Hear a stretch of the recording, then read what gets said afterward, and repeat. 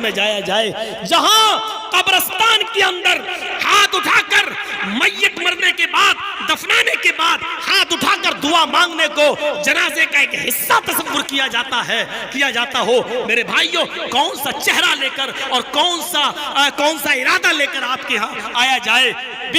18-20 سال کا عرصہ ایک لمبا عرصہ ہوتا ہے، لیکن وہی گھسی پٹی باتیں اور وہی چیزیں چلی آ رہی ہیں۔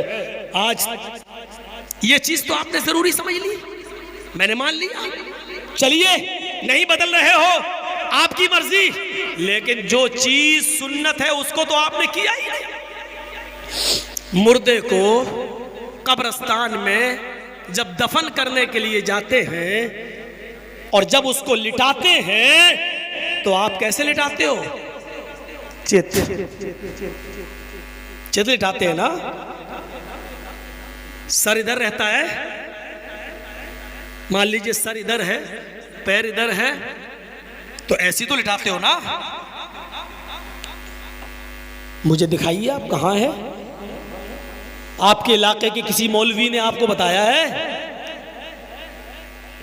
جبکہ سنت یہ ہے کہ میت کو جب آپ قبر کے اندر لٹائیں گے تو اس کو داہنی کروٹ سے لٹائیں گے۔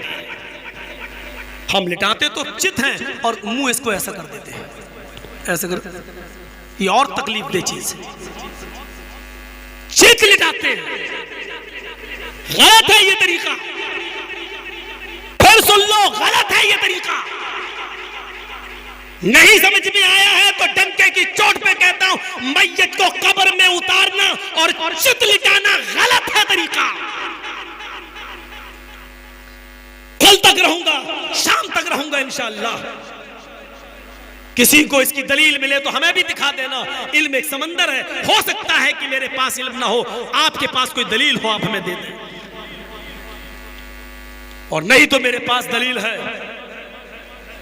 میت کو داہنی کروٹ سے لٹایا جائے گا، ایسے ایسے، اور اس کا یہ حصہ جو ہے کمر، اس کو آپ دیوار سے چپکائیں گے، کیونکہ جب داہنی کروٹ سے آپ لٹائیں گے تو وہ ٹک نہیں پائے گا، ٹک نہیں پائے گا۔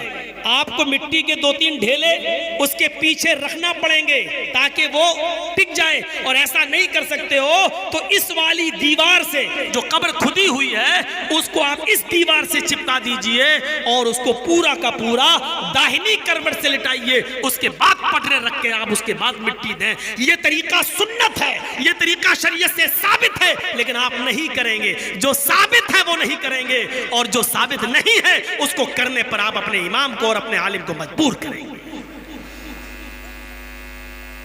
کیوں؟ میرے باپ دادا جو کرتے چلے آئے ہیں وہی ہم کریں گے، ہم میں اور دوسروں میں کیا فرق رہ گیا ہے؟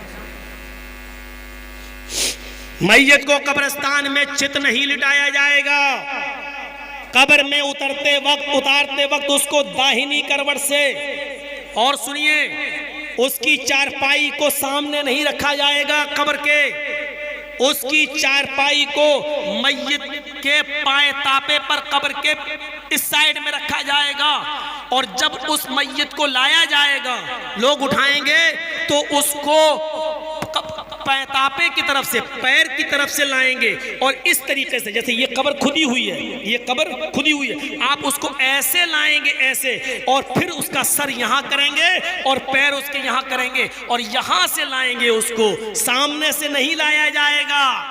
سنیے طریقہ، یہاں سے اٹھایا اور دے دیا لے اتار لیجئے، نہیں، میت کو اس طرف رکھیں گے اور وہاں سے اس کی باڈی کو اٹھا کر ایسے لایا جائے گا، اس کا سر ادھر ہوگا، پیر ادھر ہوں گے، اور اس طریقے سے لایا جائے گا، اس طریقے سے، اور یہاں سر اور یہاں پیر رکھا جائے گا، اور اس کے بعد اس کو داہنی رائٹ سائیڈ داہنی کروٹ سے اس کو لٹا کر دیوار سے چپکا کر پٹرے رکھ کر مٹی دی جائے گی۔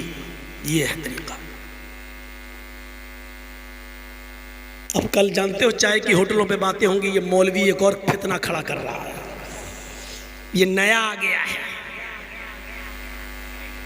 نئی بات بتا گیا۔ آج تک کسی کو ابھی تک تو چتی لٹاتے آئے ہیں، ارے آپ کیا لٹاتے آئے ہو، ہم نے بھی لٹائے ہیں، اور جب نہیں معلوم تھا نہیں معلوم تھا، لیکن جب علم ہو گیا تو ضد اور بحث نہیں، جب دلیل آ گئی آمنا و صدقنا، جب نبی سے ثابت تو وہاں ایک بات آپ کی نہیں چلے گی، ہماری نہیں چلے گی، وہاں چلے گی تو جناب محمد رسول اللہ کی چلے گی۔ یہی تو شریعت ہے، یہی تو شریعت ہے۔ آدمی اپنی غلطی کو تسلیم کر لے اور شریعت پر جم جائے، یہی تو شریعت ہے۔ آپ کو معلوم ہے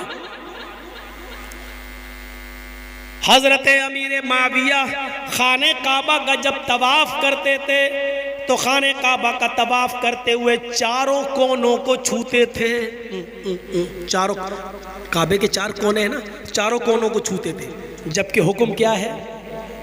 حکم کیا ہے؟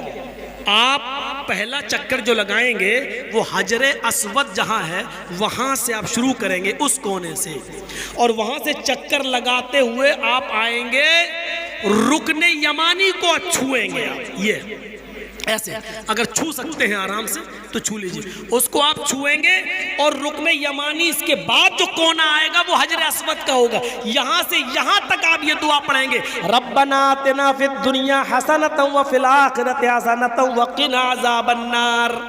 یہ دعا زور سے پڑھیں گے، آپ رکن یمانی چھوئیں گے اور وہاں سے یہ دعا پڑھتے ہوئے زور سے، ربنا آتنا فی الدنیا حسنۃ وفی الآخرۃ حسنۃ وقنا عذاب النار۔ جب کعبہ کا طواف کریں گے تب کی بات کر رہا ہوں میں، چاہے عمرہ کریں یا حج کریں، جب آپ طواف کریں گے کعبہ کا تو پہلا چکر آپ حجر اسود سے شروع کریں گے، اور کرتے کرتے پہلا کونا نکلے گا، دوسرا کونا نکلے گا، تیسرا کونا جو آئے گا وہی رکن یمانی ہے، اس کو چھوئیں گے، اور چوتھا کونا پھر حجر اسود ہے۔ تو رکن یمانی سے لے کر حجر اسود تک آپ یہ دعا پڑھتے ہوئے آئیں گے، ربنا آتنا فی الدنیا حسنۃ وفی الآخرۃ حسنۃ وقنا عذاب النار۔ اب حجر اسود پر آنے کے بعد اگر آسانی سے بوسہ لے سکتے ہو تو لے لیجئے، اور آسانی سے بوسہ نہیں لے سکتے ہو تو اپنا دائنا ہاتھ اٹھا لیجئے اور یہ کہیے اللہ اکبر، یہ کہہ کر آپ آگے بڑھ جائیے اور چکر لگائیے۔ خام خواہ ہلاکت میں اپنے آپ کو مت ڈالیے، زبردستی کسی کو دھکا دے کر چومنے کی کوشش مت کیجئے خانے حجر اسود کو، کیونکہ وہاں کچھ حبشی لوگ بھی طواف کرتے ہیں نا، بڑے موٹے تازے ہوتے ہیں۔ ہم نے تھوڑی بہت کوشش کی تو ایک دھکے میں گرے تھے ادھر، بڑے لمبے چوڑے ہوتے ہیں۔ اب ان کو تھوڑی معلوم ہے یہ مولانا جرجیس ہے کون ہے، وہاں تو سب ایک ہی ڈریس میں ہیں، ایک ہی لباس میں ہیں۔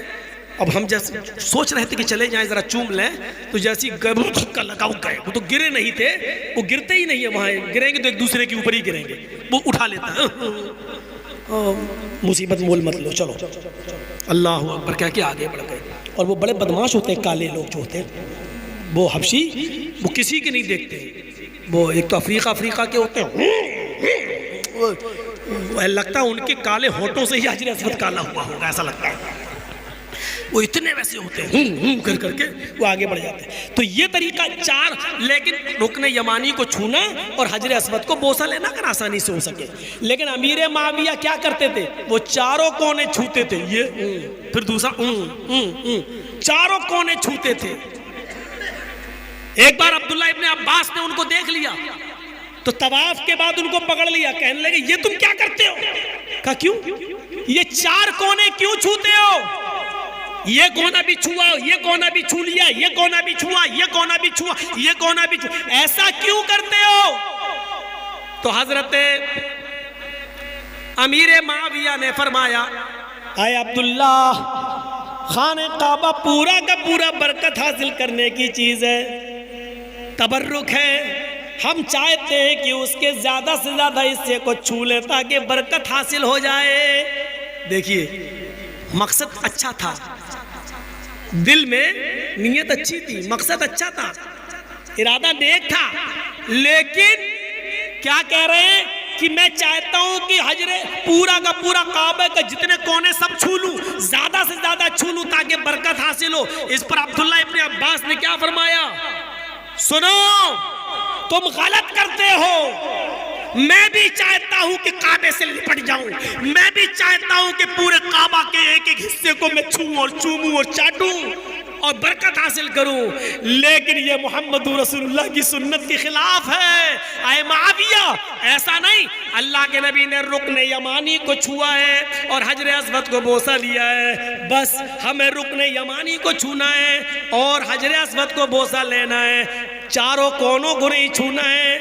ایسا اللہ کے نبی جناب محمد رسول اللہ صلی اللہ علیہ وسلم نے ہمیں سکھلایا ہے، ایسا ہمیں اللہ کے نبی جناب محمد رسول اللہ صلی اللہ علیہ وسلم نے بتایا ہے۔ امیر معاویہ کہتے ہیں تم ٹھیک کہہ رہے ہو، اتنے بڑے صحابی لیکن غلطی واپس لے لی، کیا کہتے ہیں؟ تم ٹھیک کہہ رہے ہو، اب میں ایسا ہی کروں گا، رکن یمانی کو چھوؤں گا اور حجر اسود کو بوسہ لوں گا، کیونکہ یہی محمد رسول اللہ کا طریقہ ہے۔ ایک چیز اپنی طرف سے آگے نہیں بڑھا رہے، ایک حدیث ایک واقعہ اور سنا کر میں آپ کو رخصت کروں گا، آپ کے پنڈال سے جائیے۔ میرے بھائیو سنیے، بڑا اچھا واقعہ ہے، بڑا اچھا۔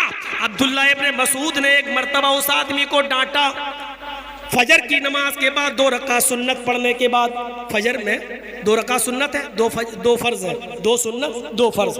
تو عبداللہ ابن مسعود نے ایک آدمی کو ڈانٹا، کیوں ڈانٹا؟ کہ وہ 2 رکعت سنت پڑھنے کے بعد ابھی دیکھا نماز میں ٹائم ہے، فرض نماز میں دیر ہے، ابھی بعد میں جماعت کھڑی ہوگی، تو 2 رکعت سنت پڑھنے کے بعد وہ اور 2 رکعت پڑھنے لگا، اللہ اکبر، اور لمبی نماز پڑھنے لگا۔ جب لمبی نماز پڑھ کے ختم کیا تو عبداللہ ابن مسعود نے ڈانٹا، دیکھیے 2 رکعت سنت پڑھ چکے تھے، اب 2 فرض پڑھنا ہے، تو فرض تو پڑھنے رہے، وہ تو جماعت کے ساتھ پڑھو گے، 2 سنت پڑھنے کے بعد 2 رکعت اور پڑھنے کے لیے کھڑے ہو گئے، یہ سوچ کر ابھی ٹائم تو ہے اور پڑھ لو۔ لیکن عبداللہ ابن مسعود نے جب ڈانٹا تو انہوں نے کہا مجھے کیوں ڈانٹ رہے ہو؟ کہا تمہیں گناہ پڑے گا۔ تو اس آدمی نے کہا اے عبداللہ، نماز پڑھنے پر اللہ مجھے گناہ دے گا؟ دیکھیے سوال، دیکھیے، ارے میں تو نماز پڑھ رہا ہوں، کیا نماز پڑھنے پر اللہ مجھے عذاب دے گا؟ عبداللہ ابن مسعود نے کہا نہیں، نماز پڑھنے پر عذاب نہیں دے گا، سنت کی مخالفت کرنے پر اللہ تمہیں عذاب دے گا، کیونکہ اللہ کے رسول نے فجر کی 2 سنت اور 2 فرض ہی پڑھی ہے، تم 2 سنت پڑھنے کے بعد پھر سنت پڑھنے کے لیے کھڑے ہو گئے ہو، یہ گناہ ہے، یہ عذاب ہے، تمہیں نماز پڑھنے کا عذاب نہیں پڑے گا، سنت کی مخالفت کرنے کی سزا دے گا، تم سنت بدل رہے ہو، نبی کا طریقہ بدل رہے ہو، اس کا عذاب دے گا۔ تو میرے بھائیوں، ہمیں سنت کو پہچاننا چاہیے۔ جمعے کے خطبے میں میں نے کہا نیت پر ڈیپینڈ ہے ہماری عبادت، اور آج ہم نے یہ بتایا ہماری عبادت سنت پر ڈیپینڈ ہے، جناب محمد رسول اللہ کی مہر پر ڈیپینڈ ہے، نبی کے طریقے پر ڈیپینڈ ہے، ہماری عبادتوں پر اگر محمد رسول اللہ کی مہر لگی ہے تو وہ قبول ہوگی۔ اس لیے یاد رکھیے گا، فرض نماز کے بعد دونوں ہاتھ اٹھا کر دعا مانگنا ناجائز نہیں ہے۔ فرض نماز کے بعد اکیلے تنہائی میں آپ جتنی دعا مانگنا چاہیں مانگیں، اعتراض صرف اس بات پر ہے، غلط صرف یہ ہے کہ فرض نماز کے بعد امام کا انتظار میں بیٹھے رہنا اور امام ہاتھ اٹھائے تب مقتدی ہاتھ اٹھائیں اور امام دعا کرائے مقتدی آمین آمین بولیں، یہ طریقہ غلط ہے۔ آپ دعا مانگیے، جتنی مانگ سکتے ہو مانگیے۔ دوسری چیز، ختنے کا کھانا حرام ہے، ختنے کا کھانے کی اگر کوئی دعوت کرے تو نہیں جانا چاہیے۔ ہاں، اگر عقیقہ کر رہا ہے 7ویں دن اور 7ویں دن بچے کا عقیقے میں ختنہ کرا لیتا ہے تو اس کو ختنے کی دعوت نہیں، اس کو عقیقے کی دعوت کہنا چاہیے، عقیقے کی دعوت میں جانا چاہیے، وہ مسنون ہے، سنت ہے۔ اور سن لیجئے، عقیقہ صرف 7ویں دن جائز ہے، بس عقیقہ صرف 7ویں دن جائز ہے، 7ویں دن کے بعد نہ 14واں دن نہ 21واں دن، یہ صرف اپنی طرف سے بنی ہوئی خرافاتیں ہیں، اس کو چاہے جو کہہ لو، یہ ساری چیزیں غلط ہیں۔ 7ویں دن اگر آپ کے پاس استطاعت ہے تو عقیقہ کریں، اور اگر نہیں ہے تو پھر زندگی میں اللہ تعالیٰ جب آپ کو موقع دے دے اور جب صاحب استطاعت ہو جائیں آپ، تب آپ اپنے بچے کی طرف سے عقیقہ کر سکتے ہیں۔ 14ویں دن اور 21ویں دن کی کوئی وہ نہیں ہے۔ اب بہت سے لوگ استطاعت والے تو ہو گئے لیکن ابھی نہیں کرتے عقیقہ، کیا کرتے ہیں؟ بیٹے کی شادی ہے، اس کی شادی میں بیٹے کا بھی کر دیں گے اور پوتے کا بھی کر دیں گے، بیوی کا بھی کر دیں گے۔ ایک گائے لائے، 2 بیٹے کی طرف سے، ایک بہو کی طرف سے، ایک اور پوتا ہوا 2 اس کی طرف سے، 7 حصے اللہ اکبر، ایک گائے کر دی اور 7 حصے۔ نہیں چلے گا، عقیقے میں بڑا جانور ہی نہیں چلے گا، عقیقے میں 2 بکرے چاہیے، چھوٹے جانور 2 بھیڑ یا 2 دمبا یا 2 مینڈا یا 2 بکرا ہو، لڑکا ہے تو، لڑکی ہے تو 1، لڑکی ہے تو 1، لڑکا ہے تو 2۔ اگر آپ کے پاس تنگی ہے اور نہیں کر سکتے ہیں، لڑکا ہے 2 نہیں تو 1 بھی کر سکتے ہیں، چل جائے گا، لیکن اگر ہے تو 2 کریے۔ اور سنیے، عقیقے میں 2 دانت کا ہونا ضروری نہیں ہے، عقیقے میں 2 دانت کا جانور ہونا ضروری نہیں ہے، قربانی والے احکام یہاں نافذ نہیں ہوں گے۔ اتنا بڑا، اب 2 دانت کا ضروری نہیں ہے تو اتنا چھوٹا بھی نہ ہو کہ آج ہی پیدا ہوا ہو 2 لا کے کر دو۔ مکافیتان اتنا بڑا ہونا چاہیے کہ وہ دیکھنے میں لگے کہ ہاں بکرا ہے، بکری ہے، اس کو بچہ نہ کہا جا رہا ہو، بکری کہا جا رہا ہو یا بکرا کہا جا رہا ہو، اتنا لگنا چاہیے۔ کم سے کم 2 دانت نہیں ہے تو چلے گا، لیکن اتنا چھوٹا بھی نہ ہو کہ لگ رہا ہو جیسے 1 مہینے کا اٹھا کے لاگے ذبح کر دیا، نہیں، تو 2 بکرے لڑکے میں اور لڑکی میں 1 یہ ہونا چاہیے۔ تو یہ جو چیزیں تھی جو میں نے آپ کے سامنے رکھی ہیں، آپ میت کے لیے قبرستان میں دعا کریں۔ دعا میں ہاتھ اٹھانے کا جہاں تک مسئلہ ہے وہ قابل اعتراض ہے، دعا کرنا نہیں۔ اللہ کے رسول نے خود کہا اپنے بھائی کے لیے دعا کرو، بس الان اس سے سوال کیا جائے گا، اس سے پوچھا جائے گا۔ چھوڑو یار، یہاں کوئی فتوے بازی تھوڑی ہوتی ہے پر جلسوں میں لا کے سوال کرتے ہیں۔ آپ کے ہاں دارالفتہ کھلا ہوا ہے، فتوے وہاں سے لیا کریے۔ یہ تو تقریر میں ایک حصہ ہے، وہ ہم نے بتا دیا جو بتا رہے ہیں ہم آپ کو۔ اور ایک آدمی کے سوال بتاؤ تو دوسرے اور لانے لگتے ہیں۔ ایک بار کٹیہار کی سائڈ میں پروگرام ہوا تو 2.5 گھنٹے تقریر ہوئی نہیں، پورا کا پورا سوال جواب نہیں چلا گیا۔ اب بعد میں وہاں کے لوگ بولتے ہیں نہیں پوری تقریر 2.5 گھنٹے اور بولو، 2 گھنٹے اور بولو۔ تو یہ سب چیزیں نہیں ہونی چاہیے، یہ سب چیزیں پرسنل ہیں، اکیلے میں آ کے بات کرنی چاہیے۔ تو اللہ تعالیٰ سے دعا کریے بار الہ ہمیں کتاب و سنت پر چلنے کی توفیق عطا فرمائے، ہمیں محمد رسول اللہ کی سنت کو زندہ کرنے کی توفیق عطا فرمائے، ہمیں قرآن و حدیث کے مطابق عبادت کرنے کی توفیق عطا فرمائے، ہماری ماں بہنوں کو بھی سنت پر چلنے کی توفیق عطا فرمائے۔ اور اللہ جب تک تو ہمیں زندہ رکھ، اسلام پہ زندہ رکھنا، اور جب ہمارا خاتمہ ہو تو ایمان پر ہمارا خاتمہ فرمانا۔ وما علینا الا البلاغ المبین، وآخر دعوانا ان الحمد للہ رب العالمین۔ السلام علیکم ورحمۃ اللہ وبرکاتہ۔